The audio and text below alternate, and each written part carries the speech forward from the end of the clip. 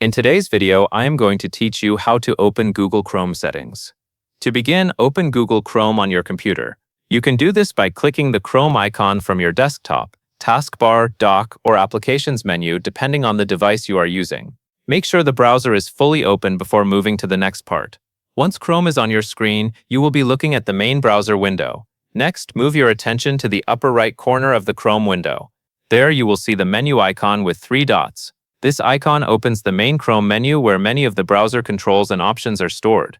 If you are new to Chrome, this is an important area to remember because it gives you access to settings, history, downloads, bookmarks, and more. Click the 3-dot menu one time. A drop-down menu will appear. This menu contains a list of different browser options. Take a moment to look through it if needed, but for this tutorial, stay focused on finding the option for settings. The layout is usually very clear, so it should be easy to spot. From that drop-down menu, click Settings. As soon as you do that, Chrome will open the Settings page in a new browser tab.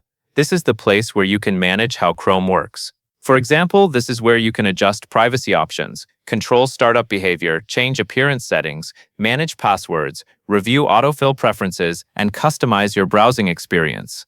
If you ever need to return to Chrome settings in the future, you can follow this same path again. Open Chrome, click the 3 dots in the upper right corner, and select Settings. It is a quick process, and once you do it a few times, it becomes very easy to remember. One helpful tip is to make sure you click the correct icon in the upper right corner. Some browser windows may also show profile icons or extension icons nearby, so look specifically for the 3 vertical dots. That is the menu button you need. That is all there is to it.